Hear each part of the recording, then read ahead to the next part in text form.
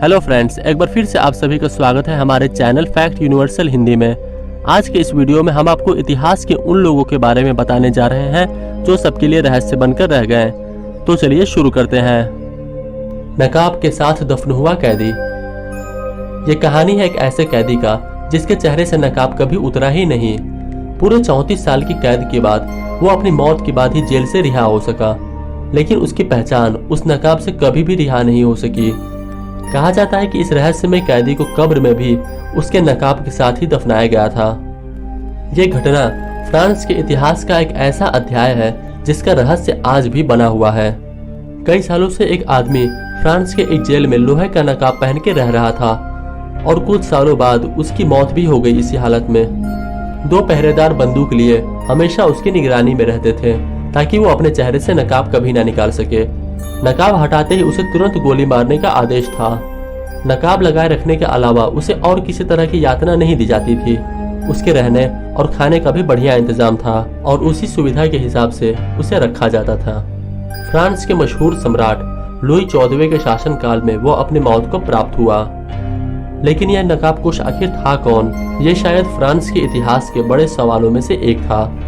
इस कैदी को इतने रहस्यमय तरीके से रखा गया था कि राज परिवार के लोग भी इसे नहीं पहचानते थे। प्रसिद्ध उपन्यासकार अलेक्जेंडर ड्यूमा ने इस घटना से प्रेरित होकर अपना प्रसिद्ध उपन्यास the man in the iron mask लिखा।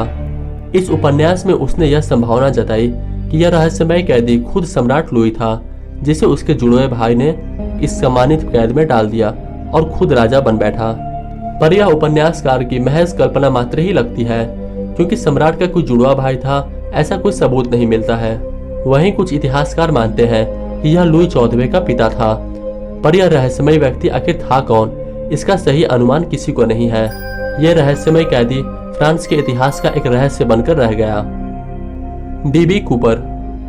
डीबी कूपर अमेरिकी अपराध जगत का एक ऐसा व्यक्ति है जिसके बारे में 45 साल तक छानबीन करने के बाद खुद अमेरिकी जांच एजेंसी FBI ने भी हार मान ली।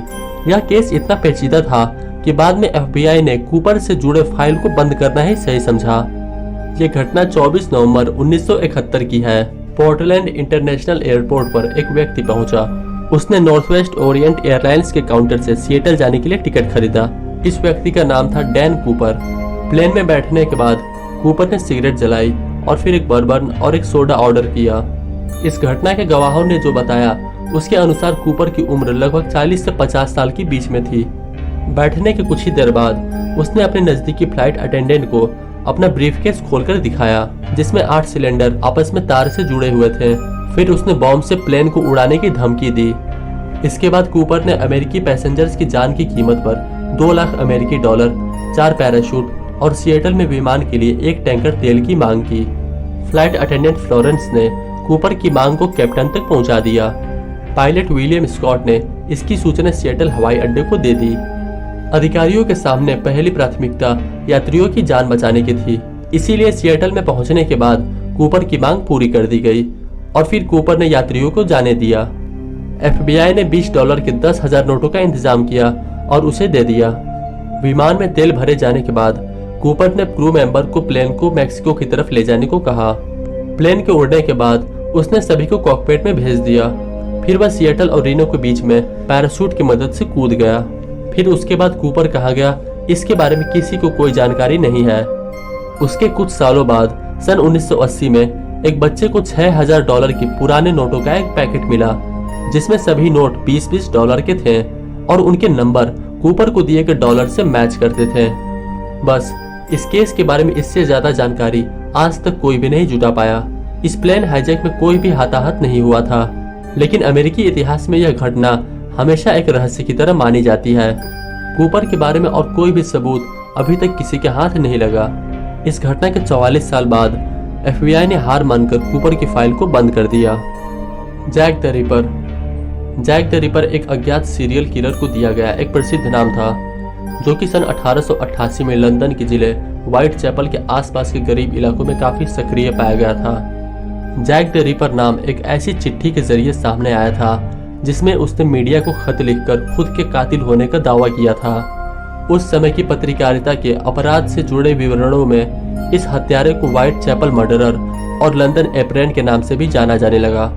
जैक द रिपर का शिकार अक्सर ईस्ट एंड की गरीब बस्तियों में रहने वाली वेश्याएं हुआ करती थी, जिसका वह बेरहमी से गला काट दिया करता था। पीड़ितों में से कम 3 के आंतरिक अंगों को निकाला गया था। ऐसा लगता था जैसे हत्यारे को सर्जरी का भी ज्ञान था। उसके कत्लों के क्रूर चरित्र को मीडिया द्वारा दी गई प्रमुखता की वजह से लोग जैक द रिपर पर विश्वास करने लग गए थे, जिस वजह से शहर में इस कातिल का खौफ बैठ गया था। अखबारों में मिली भारी कवरेज ने इस हत्यारे को पूरी दुनिया में बदनाम कर दिया, साथ ही उसकी कहानी को भी बढ़ावा दिया। माना जाता है कि जैक द रिपर ने 5 कत्ल किए। मीडिया, पुलिस और प्राइवेट डिटेक्टिव की गहरी छानबीन के बाद भी जैक द रिपर सामने नहीं आ सका। जैक द रिपर की पहचान से जुड़े 100 से ज्यादा अटकलें हैं और इन हत्याओं ने कई कथाओं को प्रेरित किया है। जैक द रिपर की कहानी इसलिए भी लोगों को रोमांचित करती है क्योंकि उसका रहस्य आज भी बना हुआ है। ये सवाल आज भी कायम है कि आखिर वह हत्यारा था कौन। The man from torrid.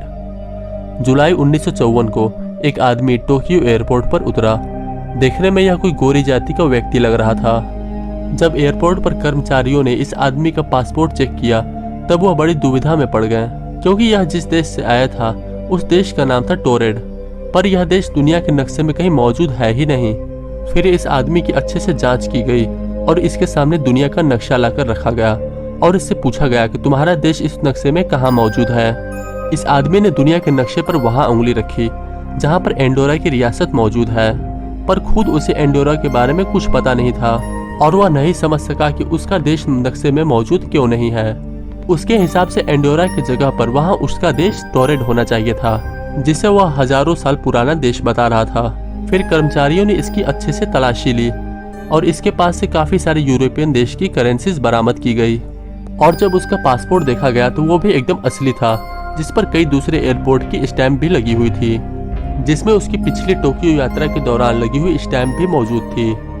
संदेह की वजह से कर्मचारियों ने इस आदमी को हिरासत में ले लिया और इसे पास ही के एक होटल में ठहराया गया और इस आदमी के कमरे के बाहर 2 गार्ड्स को भी तैनात किया गया ताकि यह आदमी कहीं भाग ना सके।